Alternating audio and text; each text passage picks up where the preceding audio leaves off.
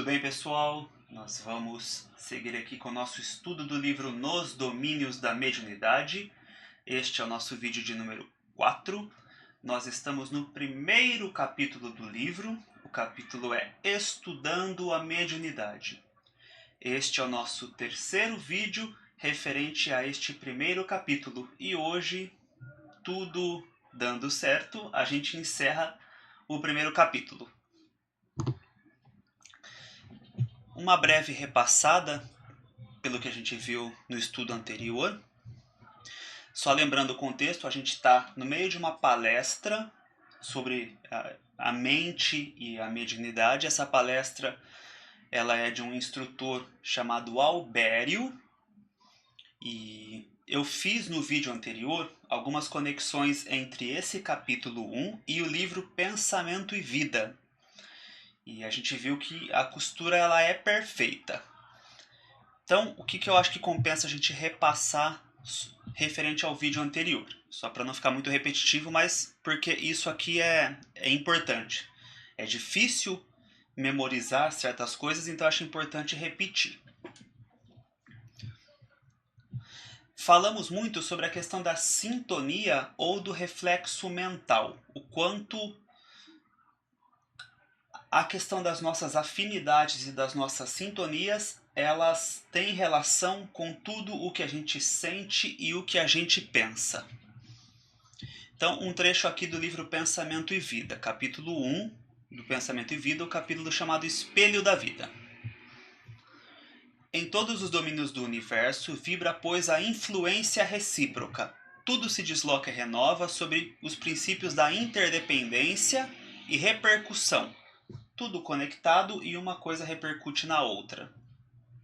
Aqui que é o ponto que acho que importa bastante. O reflexo esboça a emotividade. O reflexo mental. Então, o que espelhamos uns nos outros, aquilo com o que estamos sintonizados esboça a nossa emotividade. A emotividade ela é o terreno para que sejam formadas ideias. A emotividade plasma a ideia. As ideias, por sua vez, segundo nos domínios da mediunidade, as ideias elas são elaboradas, elas tomam forma em razão dos pensamentos. E essas ideias elaboradas pelos pensamentos, a depender da nossa vontade, elas vão ser manifestadas em determinada intensidade ou direção. E coloca-se assim, né? A ideia determina a atitude e a palavra que comandam ações. Então a gente tem um encadeamento onde o primeiro fator é o reflexo mental, depois a emotividade. Ideias surgem, nossos pensamentos vão elaborar e talvez até filtrar quais são válidas ou não, e isso determina nossas ações, determina nossas atitudes. Então é interessante a gente saber e a gente raciocinar sobre o que está por trás das ideias. Acho que esse que é o principal ponto que eu destaquei. E uma vez que a gente tem a questão da sintonia e do reflexo, eu terminei o nosso estudo anterior falando sobre a importância de a gente levar esse conceito para a gente pensar na nossa conexão com Deus. E aí eu coloquei referente ao sexto e sétimo chakra, que é muito comum a gente supervalorizar o sexto chakra, na questão das capacidades mediúnicas, que, de modo geral, a gente usa aqui no nosso plano.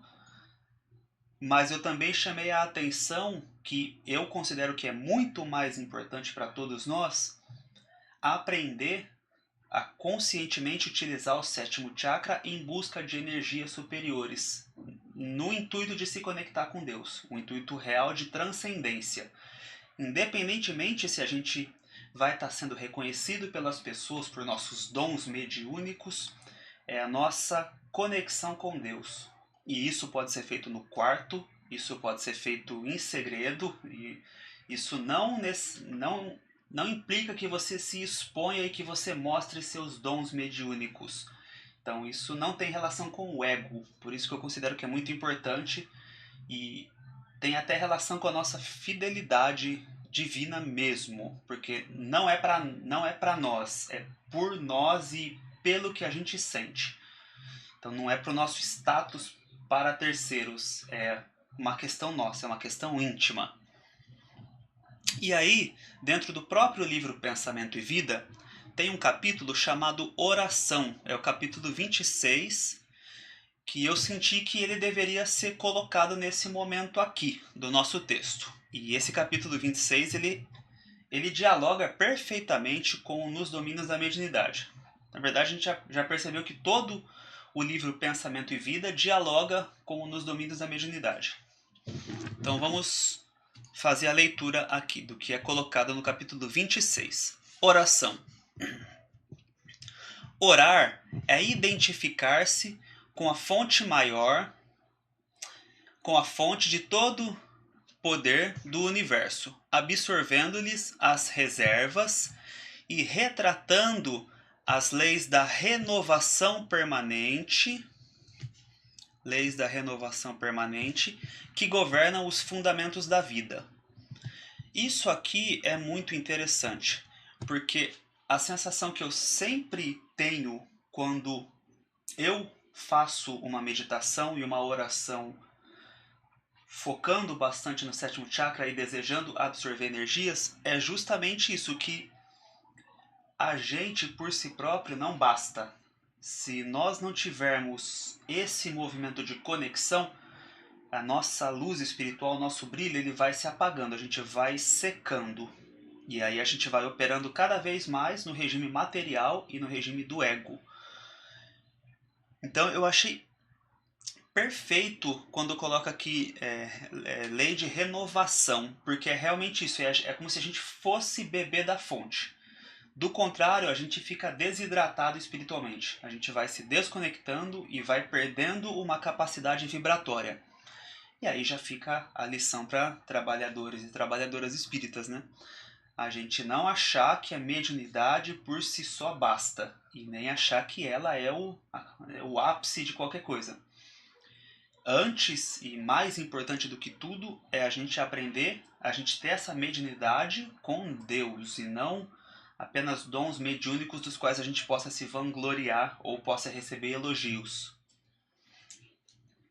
Então a gente aprender a beber da fonte e saber que isso tem que acontecer durante todo o trabalho mediúnico. O tempo todo, nos diálogos e todas as atividades, seja no passe ou seja no trabalho de magnetização que outras casas podem ter, a gente tem que estar o tempo inteiro bebendo da fonte, tendo essa abertura, porque nós não bastamos por nós mesmos. Então vamos seguindo no texto. A prece impulsiona as recônditas energias do coração, nosso centro da emotividade, libertando-as com as imagens do nosso desejo.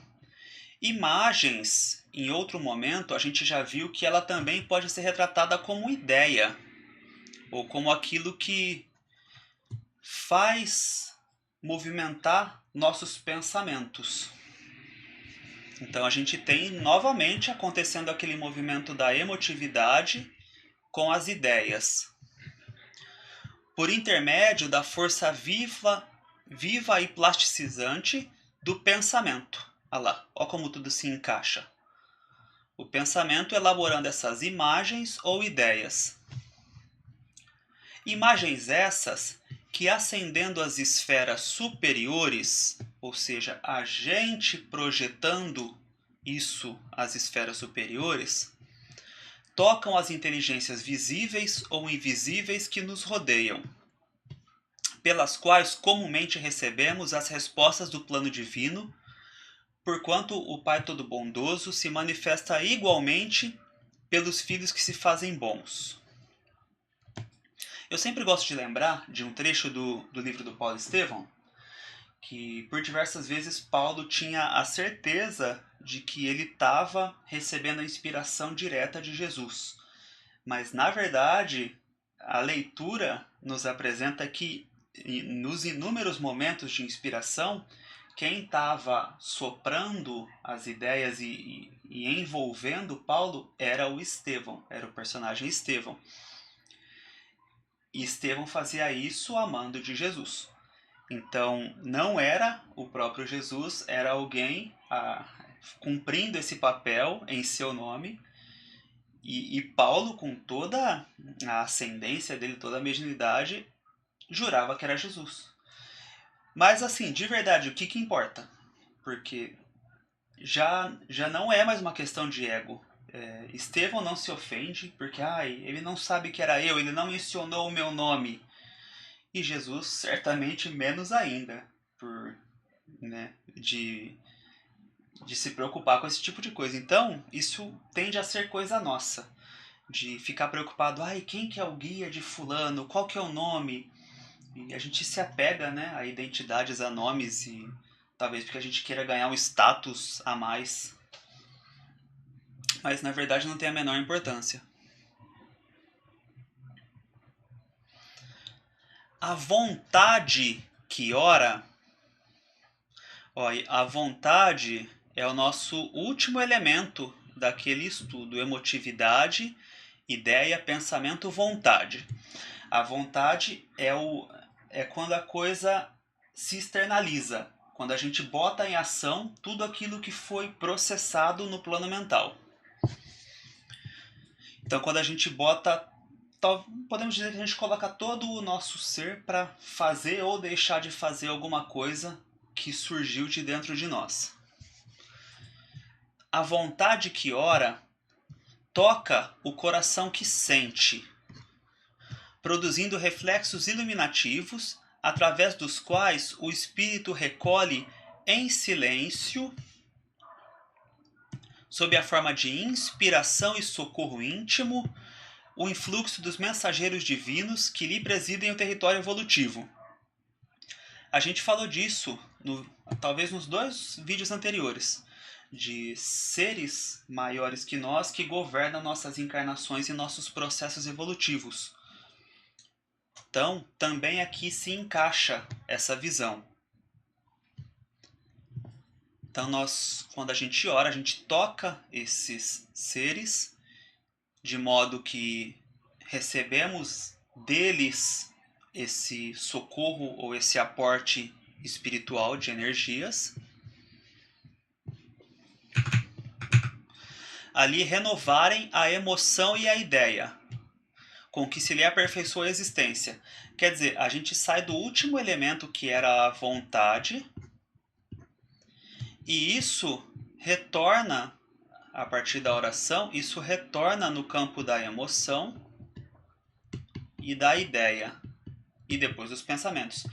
Então, é realmente reabastecer. Quando a gente faz uma oração com propósito de transcendência, de elevação, nós estamos nos reabastecendo, porque a nova emotividade, que agora ela é tocada de notas de luminosidade, porque nós estamos em um estado de expansão, quando genuíno, vai plasmar, vai ser campo para novas ideias, que vão ensejar novos pensamentos e novas ações. Então, quando a gente faz o nosso processo conectado espiritualmente, se dá esse processo de reabastecimento e renovação. Então, é recuperar forças e crescer mais um pouquinho, se a gente estiver atento às novas ideias. Se não houver uma resistência do nosso ego, o que é muito comum. Então está no texto. Dispomos na oração do mais alto sistema de intercâmbio entre a terra e o céu. Pelo divino circuito da prece, circuito é uma palavra que a gente usa na eletrônica, então é muito tranquilo a gente pensar isso em termos de energia. A criatura pede o amparo do Criador e o Criador responde à criatura pelo princípio inelutável da reflexão espiritual. Lembra que quando a gente estava falando de seres, nessa visão entre irmãos ou entre criaturas, a gente estava falando em reflexão mental, e agora, quando falamos da oração, a gente também está usando no texto a palavra reflexão, mas está chamando ela de espiritual, no sentido de que Deus fala diretamente no nosso espírito. Então o nosso espírito passa a refletir a imagem e semelhança quando a gente busca esse movimento. Achei isso muito bonito. Então, pelo divino circuito da prece, a criatura pede o amparo do Criador e o Criador responde à criatura pelo princípio inelutável da reflexão espiritual, estendendo-lhe os braços eternos, a fim de que ela, criatura, se erga dos vales da vida fragmentária para os cimos da vida vitoriosa. Por isso que a gente falava que evoluir exige um esforço de ascensão. Então, o nosso status quo ele já é algo penoso, o nosso momento atual. E evoluir exige esforço, exige esse movimento de expansão e de conexão. E eu gostei muito quando a gente olha aqui essa expressão, vida fragmentária. Eu me permiti fazer algumas análises, isso pode ser particular meu, mas também pode ser a visão que o autor quis trazer aqui no texto, no caso o Emmanuel. Fragmentário, a gente está pensando em fragmentos, a gente está pensando em várias partes.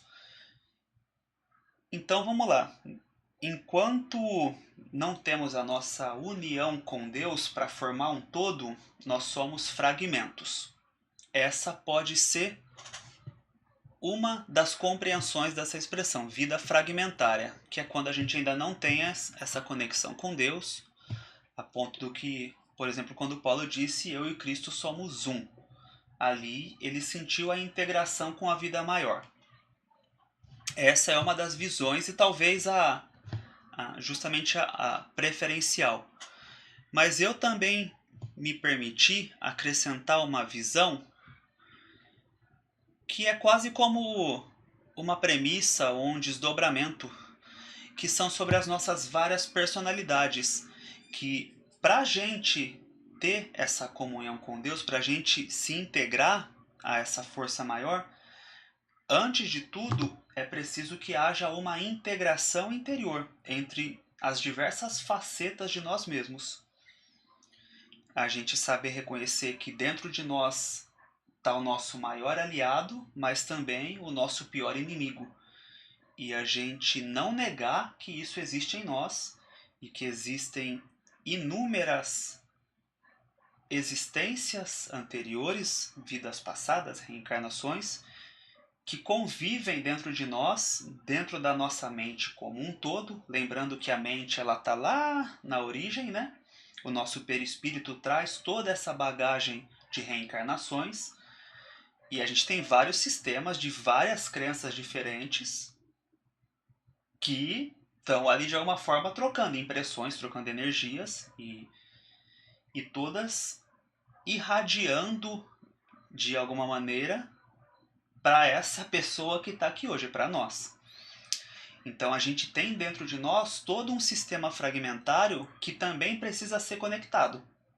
E talvez quando a gente consegue fazer essa integração de todas as porções do nosso ser, ou também podemos dizer dos andares da casa mental, dos 3 andares da casa mental, quando a gente consegue harmonizar os nossos potenciais, é possível que esse seja o momento da transição, o momento aí que a gente passa a atingir um grau de iluminação.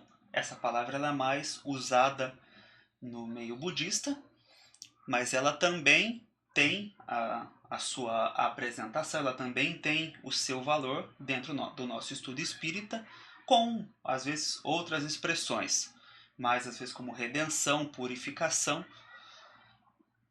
Mas eu penso que não tem como você se purificar se não houver a integração de todas as partes do nosso ser e todas as partes, né, como se fossem todos os poros de todas as nossas personalidades, se eles não tiverem direcionando para o alto e nesse intuito de absorver a energia e o amor divino para fins de irradiar, nesse movimento de que a gente permuta energias com o alto e oferece aos nossos semelhantes.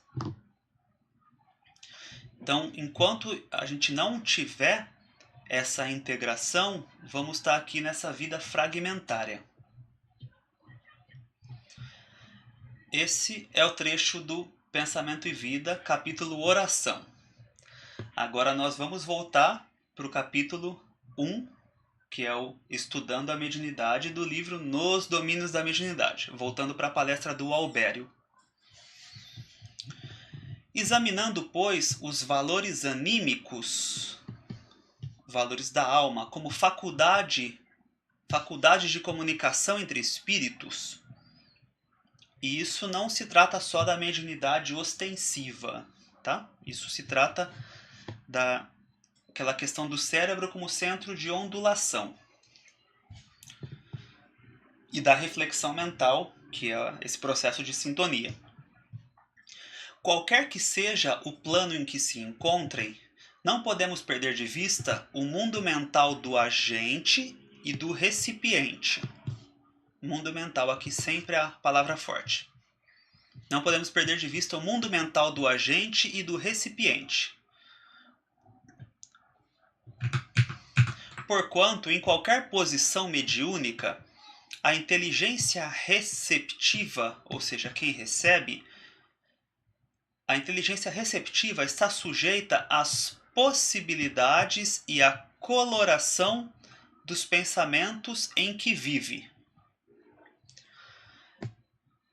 A gente não consegue receber mais do que nós somos capazes de processar e de compreender. E eu gostei quando fala coloração, porque essa é uma visão que ela é mais colocada quando a gente vai falar, por exemplo, da aura, né? Como essa camada externa aqui do nosso corpo físico e perispiritual, como uma consequência das nossas vibrações. Mas os próprios pensamentos, eles têm coloração, eles têm peso ou densidade, eles têm uma energia densa ou uma energia vibrante e luminosa, e aqui entraria a questão da coloração. Ele pode vir a ter gosto, pode vir a passar cheiro, porque é tudo muito vivo. É força viva realmente. Então isso cria em nós conexões. Toda essa massa de energia e pensamento que a gente tem, ela vai estar sintonizada com energias e agentes, outros seres que tenham tudo isso em comum, né? Pode ser que a gente se conecte, né? É bem natural que a gente se conecte com vários, em razão dos vários pensamentos que a gente tem. E a inteligência emissora, ela está submetida aos limites e às interpretações do pensamento que é capaz de produzir.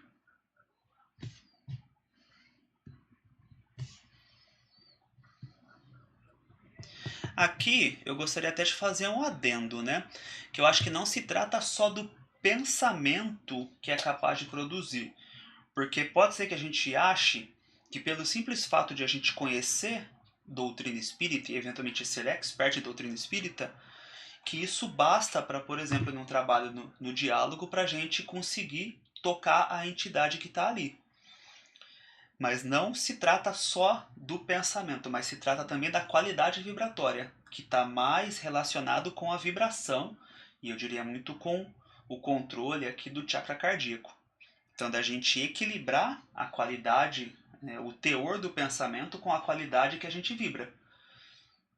Porque erudição, intelectualidade, não é sinônimo de evolução. Pelo contrário, uma das classificações dos espíritos são os pseudo-sábios.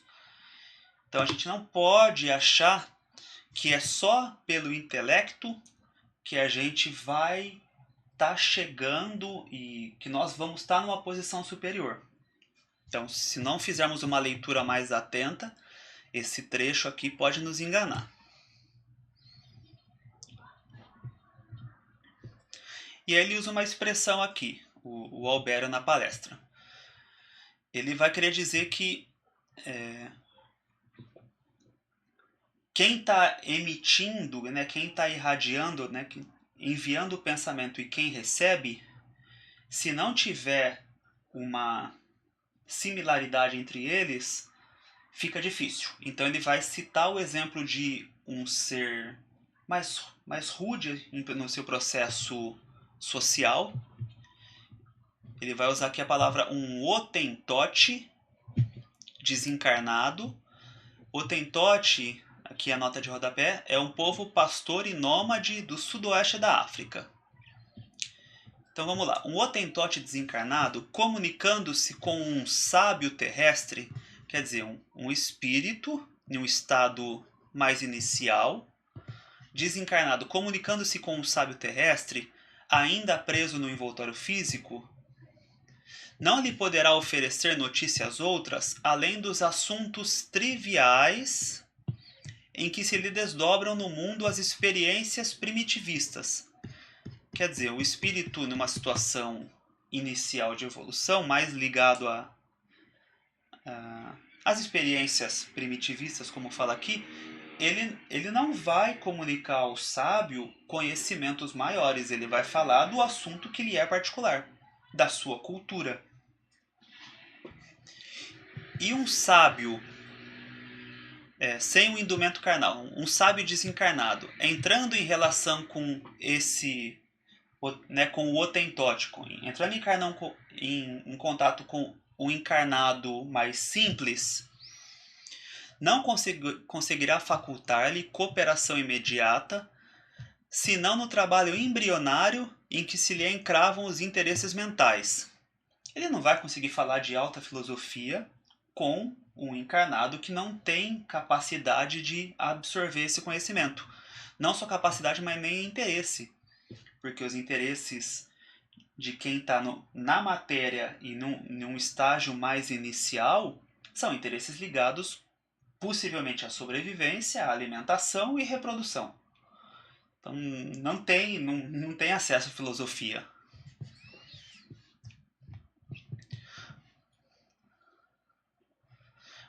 Então vamos lá. Então um sábio desencarnado, entrando em relação com o Hotentote encarnado, não conseguirá facultar-lhe cooperação imediata, senão no trabalho embrionário em que se lhe encravam os interesses mentais, como sejam o auxílio a um rebanho bovino ou a cura de males do corpo denso. Então, questões muito físicas, né? Ajudar numa questão de rebanho bovino, então uma questão mais ligada aqui à alimentação, ou cura de questões do corpo físico. Conclusão. Por isso mesmo, o Hotentote, ou esse ser mais primitivo, não se sentiria feliz na companhia do sábio, e o sábio, a seu turno, não se demoraria com o Hotentote por falta desse alimento quase imponderável, a que podemos chamar de vibrações compensadas. O que eu também coloquei, que é possível a gente falar no interesse recíproco, né? O que um tem a oferecer, o outro tem a receber. E eu acho interessante, não tinha pensado nisso, mas me veio agora, que nós temos também, entre nós encarnados, pessoas eventualmente igualmente inteligentes, duas pessoas com ampla capacidade de raciocinar, só que algumas elas se tornaram um copo cheio. Elas, talvez por um processo de orgulho, elas não querem saber mais. Elas estão satisfeitas com aquilo que sabem, ou talvez elas só confiem em determinada fonte. Então, para mim, eu só vou ouvir se fulano falar. Se outras pessoas falarem, eu não vou ouvir. Porque já entrou no estado de que, olha, eu sou melhor. No final das contas, acaba sendo isso. Então, não é somente entre disparidade evolutiva, né, algo tão gritante como foi trazido no texto, um sábio e um ser no começo aqui da jornada material. Não é só entre esses que a gente pode ter essa falta de vibrações compensadas ou interesse recíproco, mas a gente pode ter também nas pessoas que se tornaram um copo cheio. Não cabe mais, ela não permite que outros conhecimentos cheguem, ao menos do grande público, ou de iguais, ela não vai permitir. Ela só vai ouvir se for o fulano de tal coisa, e é possível que ela ouça sem raciocinar muito, porque ela já entrou ali num estado de fanatismo, ou de subserviência. Então, se o fulano falar, é verdade, se o outro falar, não. Então, a gente também tem esse cenário. E isso eventualmente pode acontecer até mesmo no centro, vamos pensar nisso. De novo, essa coisa da entidade. Ai, se anunciou com o nome tal, então eu vou ouvir e vou seguir fielmente. Agora, uma outra entidade que deu uma mensagem muito positiva, mas que não se identificou, pouco caso. Tá bom, vira a página. Então, chamada de atenção pra gente. É da lei, seguindo no texto, é da lei que nossas maiores alegrias sejam recolhidas ao contato daqueles que, compreendendo-nos, permutam conosco valores mentais de qualidades idênticas aos nossos. Agora, permutar valores, dentro do exemplo que eu estava trazendo, quer dizer, eu recebi o que você tem a dizer, eu ofereço o que eu tenho a dizer, você recebe, e nisso nós dois ganhamos algo. A gente cresce de alguma forma, a gente troca. Não é um processo em que você fala desenfreadamente, porque talvez ache que sabe muito, a ponto de não dar espaço para outra pessoa falar, e não tem troca. Tem doutrinação, ou é só despejando conteúdo, é uma via única. Isso é muito complicado e isso acontece com espíritas com frequência. Especialmente quem já estudou muito e acha que sabe muito e não dá espaço para outras pessoas. Então, eu acho interessante uma vivência que eu já tive, uma pessoa X, que me apresentaram, disseram que eu era espírita e essa outra pessoa também era. E, você é espírita? Eu sou. Não, já estou em centro há mais de 12 anos, 13 anos. Tá. Então, mas você sabia que dentro do centro, aí a pessoa começou a querer me ensinar coisas básicas. Ela não tirou um minuto para saber da minha experiência, não tirou um minuto para me conhecer. Ela já chegou querendo me ensinar. Eu achei isso de uma falta de respeito, nossa. Aí eu já perdi interesse, porque se essa pessoa já olhou pra mim, já me julgou dessa forma e já saiu falando coisas básicas e algumas com as quais eu nem concordo, porque eram preconceituosas inclusive, então assim, que interesse que eu tenho de conversar? Não tenho interesse. Não tive interesse em seguir, legal, que bom, tá bom. Seguimos viagem falando de assunto profissional, não tinha nada a ver com espiritismo. E fazer o quê? Perdemos a chance de uma boa conversa. Não houve permuta. Então é isso que eu quero chamar a atenção aqui. Não houve permuta porque era uma via de mão única. Alguém que se julgava melhor, falando coisas básicas e falando coisas que eu questiono na essência. Porque eram preconceituosas, inclusive. Preconceituosas com outras vertentes espirituais. Mediunidade, portanto, Em mediunidade, portanto, não podemos olvidar o problema da sintonia. Quer dizer, já estamos indo para os finalmente aqui da palestra. Voltamos para a palavra sintonia. A gente tem aqui um portanto, indicando que ele está indo para o final da fala. Não podemos duvidar do problema da sintonia. Atraímos os espíritos que se afinam conosco, tanto quanto somos por eles atraídos. E se é verdade que cada um de nós somente pode dar conforme o que tem, é indiscutível que cada um recebe de acordo com aquilo que dá, ou a cada um segundo suas obras. Achando-se a mente na base de todas as manifestações mediúnicas, quaisquer que sejam os característicos e que se expressem, ou seja, qualquer que seja a forma de expressão da mediunidade, é imprescindível enriquecer o pensamento, incorporando-lhe os tesouros morais e culturais, os únicos que nos possibilitam fixar a luz que jorra para nós das esferas mais altas, por meio dos gênios da sabedoria e do amor que supervisionam nossas experiências. Então, uma chamada de atenção para o enriquecimento ou para o cuidado dos tesouros ou dos valores morais e culturais. Isso enquanto elementos que nos permitem absorver a energia superior. Por isso que, de novo, não é só intelecto. É uma questão da gente estar envolvido, da gente ter interesse no outro, na experiência das outras pessoas, no sentimento, nas dificuldades das outras pessoas. Por isso que não dá pra gente falar em evolução sem usar a questão do amar ao próximo como a si mesmo. Não tem como você pensar em progresso, em conexão com Deus, se a gente não tiver o amor ao próximo, que aqui eu vou colocar até mesmo, puxando aqui a questão dos elementos culturais. A gente respeitar, procurar entender e respeitar as outras manifestações religiosas, culturais, cada qual no seu processo.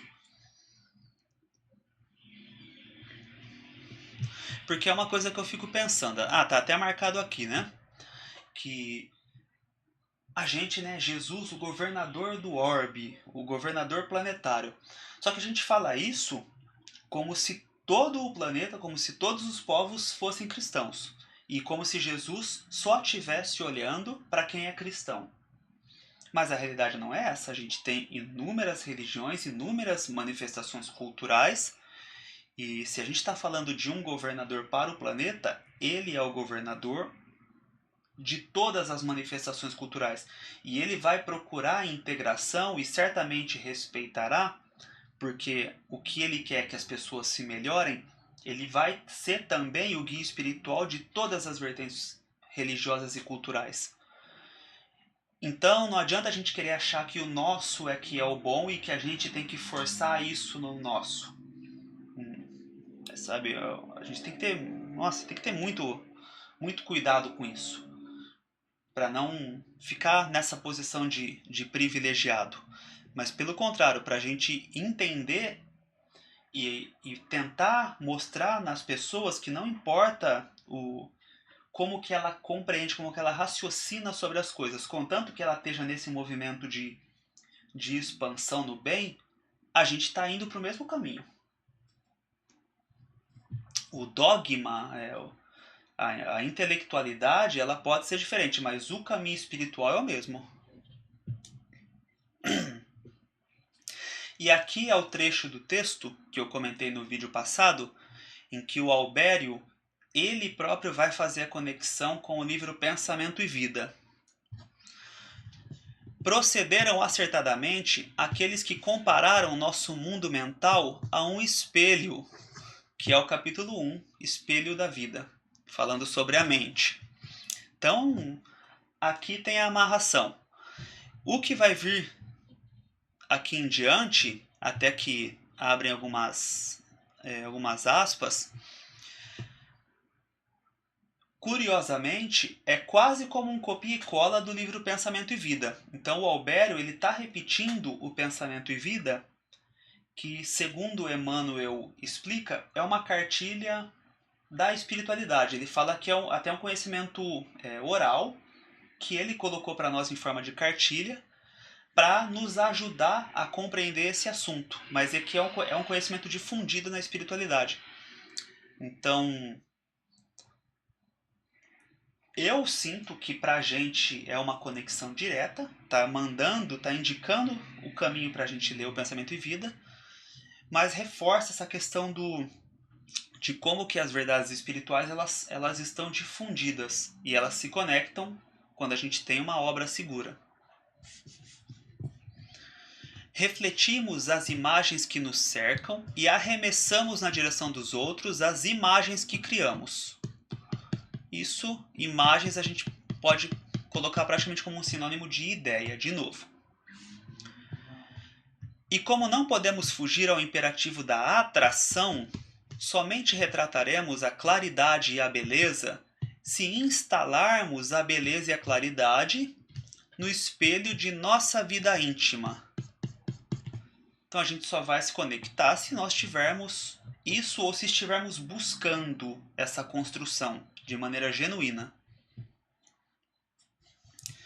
Os reflexos mentais, segundo a sua natureza, favorecem-nos a estagnação, que é o nosso estado natural, ficar onde estamos, ou nos impulsionam a jornada para frente, quando temos a vontade de evoluir, porque cada criatura humana vive no céu ou no inferno que edificou para si mesma, nas reentrâncias do coração e da consciência, independentemente do corpo físico. Porque observando a vida em sua essência de eternidade gloriosa, a morte vale apenas como transição entre dois planos da mesma experiência, no hoje imperecível. Então, está falando aqui do coração e do cérebro, né, como os dois pontos centrais da mente. Vamos ver o que a gente tem mais aqui de importante, nada que a gente já não tenha destacado. Acho que já falamos bastante. Então, seguindo aqui. Vemos a mediunidade em todos os tempos e em todos os lugares da massa humana. Missões santificantes e guerras destruidoras, tarefas nobres e obsessões pérfidas guardam origem nos reflexos da mente individual ou coletiva. Então, nós temos questões positivas e questões negativas. Tudo, ele fala até guardam origem. Tudo relacionado com o reflexo da mente individual ou coletiva, combinados com as forças sublimadas ou degradantes dos pensamentos de que se nutrem. Então, voltamos àquela ideia do inconsciente coletivo ou de uma atmosfera psíquica que está relacionada com o que o grande volume de pessoas está pensando, pessoas, né, seres encarnados ou desencarnados. A atmosfera psíquica é uma palavra bastante utilizada, ela é bem recorrente nas obras espíritas. E quando ele fala que guardam origem, né, que tarefas nobres e obsessões pérfidas guardam origem nos reflexos da mente. Está de novo falando que a reflexão ou que a sintonia ela é anterior a qualquer processo de ideias, pensamentos e ações. Então, nossas conexões, podemos dizer que são as coisas mais importantes e o que vai definir muito de quem a gente é. Saibamos, assim, cultivar a educação, aprimorando-nos cada dia. Médiuns somos todos nós nas linhas de atividade em que nos situamos. Então, generalizando essa questão de mediunidade em uma visão comum, sem a gente falar das faculdades mediúnicas ampliadas ou ostensivas, colocando que todos nós irradiamos e nos conectamos. Em termos de pensamento, a reflexão acontece com todo mundo. E continua aqui. A força psíquica, nesse ou naquele teor de expressão, é peculiar a todos os seres, mas não existe aperfeiçoamento mediúnico sem acrisolamento da individualidade. O que é acrisolamento? Acrisolar. Dar ou adquirir qualidades superiores ou excelentes, aperfeiçoar-se, apurar-se. Então, a força psíquica é peculiar a todos os seres, mas não existe aperfeiçoamento mediúnico sem um aperfeiçoamento da individualidade. Então vamos trazer isso para o desenvolvimento de faculdades mediúnicas. Não tem como a gente desejar de maneira sadia, não tem como a gente querer, a gente esperar um desenvolvimento mediúnico se a gente não tiver um aperfeiçoamento íntimo. E vou sempre bater que o aperfeiçoamento íntimo está ligado com a ideia do amar ao próximo. Não só o intelecto, mas com a ideia do amar ao próximo, de a gente trabalhar nossos preconceitos, nossas diferenças com as pessoas, a gente derrubar os muros que normalmente construímos. Aqui o Albério vai destacar algo que eu coloco há muito tempo em todos os estudos. É contraproducente, ou seja, não vale a pena, é ruim intensificar a movimentação da energia sem disciplinar-lhe os impulsos. Quer dizer, querer ampliar a capacidade vibratória sem você saber, sem você ter consciência do uso dessa energia e do sentimento e das suas vibrações, é contraproducente, é perigoso para você e para quem te cerca, especialmente num grupo espírita. É perigoso possuir sem saber usar. E aí eu destaquei a frase que muita gente conhece, que é do filme do Homem-Aranha, né, do tio Ben falando para ele que grandes poderes trazem grandes responsabilidades. Isso é de um filme, mas isso é muito utilizado e é muito certeiro. O espelho sepultado na lama não reflete o esplendor do sol.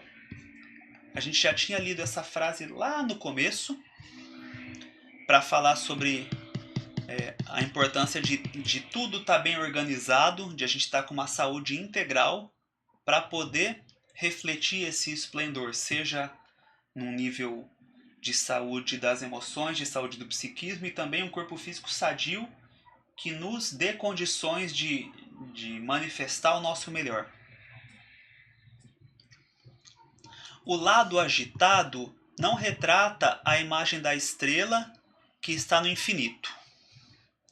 Elevemos nosso padrão de conhecimento pelo estudo bem conduzido, ok? Estudo, conhecimento. E apuremos a qualidade de nossa emoção pelo exercício constante das virtudes superiores. Exercício constante. Se nos propomos a recolher mensagens das grandes almas. Elevar o padrão de conhecimento se dá pelo estudo, é intelecto. Agora, apurar, melhorar a qualidade da nossa emoção é um exercício constante das virtudes superiores. E isso se dá no nosso dia a dia, se dá no trato com as pessoas. Por isso que eu vou sempre colocar aqui, nós dependemos das outras pessoas para evoluir. Elas muitas vezes vão nos trazer coisas muito positivas, mas elas também vão desafiar nossas bases, nossa paciência, e a partir disso a gente vai entendendo o que é o autocontrole, e a gente vai exercendo aí a compaixão e procurando oferecer apoio, é o que se espera. Mas eu também sempre faço a minha crítica ao sistema em que a gente vive. O quanto que é difícil, porque a gente vive num sistema de competição. Então, é um vestibular em que poucos vão passar, muitos vão ficar de fora e quem passar vai ter acesso a tais coisas. Então, competimos uns com os outros.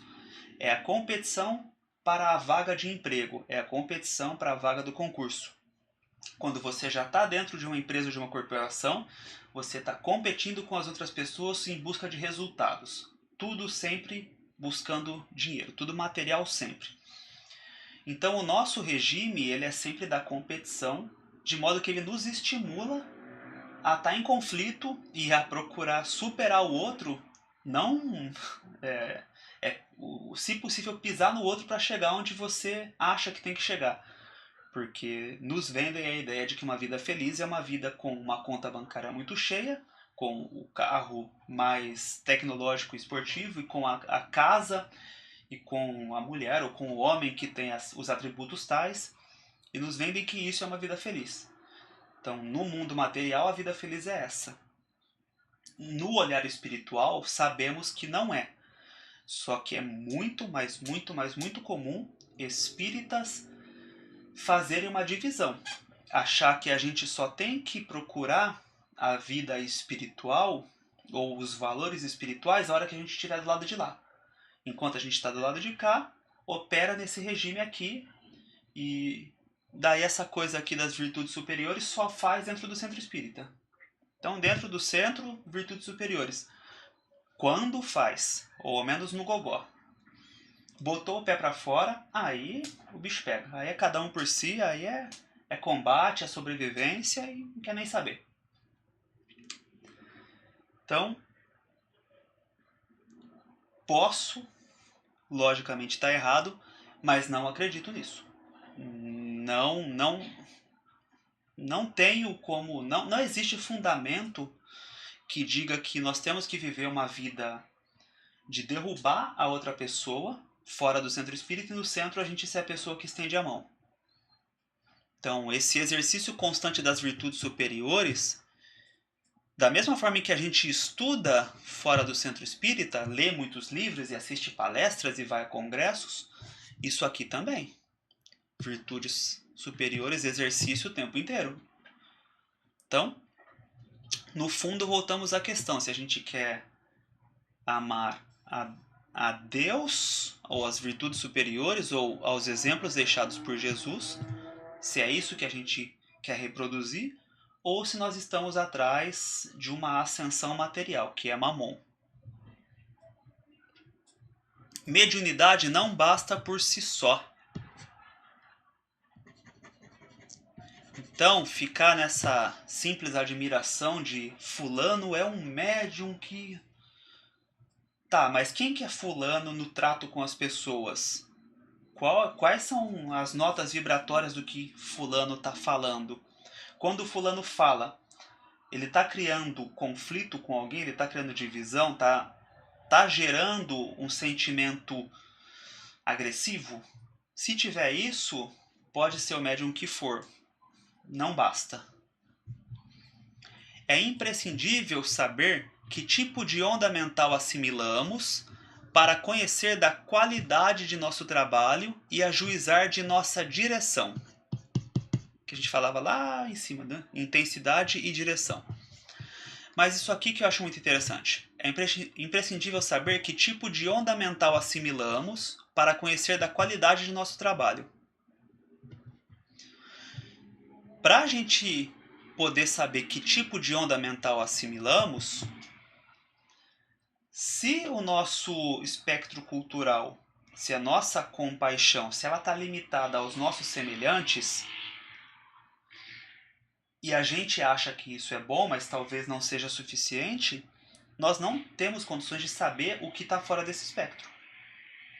Por isso que o crescimento cultural, beber de fontes que nos fazem entender outros seres e outras pessoas, permite que a gente entenda aquelas frequências na hora de realizar ali, na hora do transe mediúnico, na hora da reunião mediúnica. No fundo, pode ser a cultura que for, pode ser a língua que for, um bom sentimento, ele tem uma vibração específica, algo que é sincero, tem uma vibração que acalma, que tem um colorido especial, e o que não é sincero, o que não é desse jeito, não tem luz. Mas por vezes, devido ao nosso sistema de competição, a gente não está acostumado a procurar luz no que as pessoas dizem, a gente está acostumado apenas a ouvir. Então, se entrar uma entidade com um padrão vibratório muito parecido com o nosso aqui, do nosso sistema de competição, e a gente achar que isso é normal no dia a dia, na hora do centro espírita isso também vai ser normal. Se é normal lá fora, a gente está acostumado e a gente acha que as coisas são assim, que elas têm que ser assim, e que a gente resolve as coisas com a violência, quem garante que no centro espírita você vai saber diferenciar um espírito que tem essa animosidade, que não está de boa intenção, que não tem luz, mas é que ele tem ali uma afinidade vibratória. Então, a chance de ele introduzir conteúdos, mensagens que não deveria é muito grande, porque não vai saber diferenciar.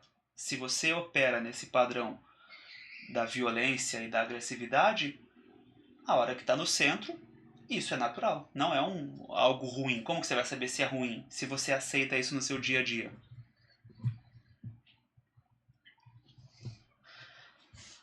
Albério prosseguiu ainda em seus valiosos comentários e mais tarde passou a responder complicadas perguntas. Fico só imaginando, né? Isso aqui é o que era simples. A gente, né, no vídeo anterior até dei uma risada que isso aqui era o simples. Imagina quais não eram as perguntas difíceis, que lhe eram desfechadas por diversos aprendizes. Lembrando que quem estava nessa palestra do Albério eram seres encarnados e desencarnados. Era um grupo que já vinha em um estudo. Esse aqui foi como se fosse uma aula dentro de uma sequência de aulas. Por minha vez, André Luiz falando, por minha vez recolhera largo material de meditação e, em razão disso, em companhia de Hilário, despedi-me dos instrutores com alguns monossílabos de agradecimento, ouvindo de Aulus, que é o instrutor do André Luiz e do Hilário, ouvindo de Aulus a promessa de reencontro para o dia seguinte. Quanta coisa para absorver, né? De um dia para o outro ali na vivência do André Luiz. Então, quanto que ele não aprendeu ali na espiritualidade, né? E aí aqui é só para fins que eu tinha deixado para estudo mesmo, que é inteiramente o capítulo Espelho da Vida, o capítulo 1 do Pensamento e Vida. A gente já tratou praticamente dele todo ao longo da nossa apresentação, então não vejo nada que possa acrescentar. Então esse foi o nosso estudo de hoje, encerrando o capítulo 1. Geralmente eu não falo, mas é importante e eu gosto. Quem quiser deixar comentário, dizer se gostou, se não gostou, compartilhar pensamentos, às vezes contribuir com algo que eu possa ter deixado faltar ou que eventualmente pense que eu falhei em algum ponto. Acho que essa troca é sempre bem-vinda. E se chegou até aqui, mais do que tudo eu agradeço. Espero que tenha sido um momento bom, um momento valioso pra gente. E encerramos o primeiro capítulo.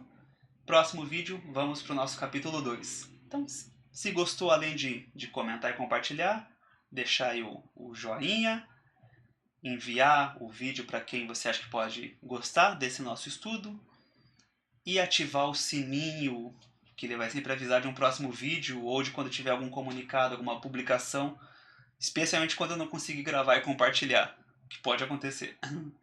Então, muito obrigado, até uma próxima.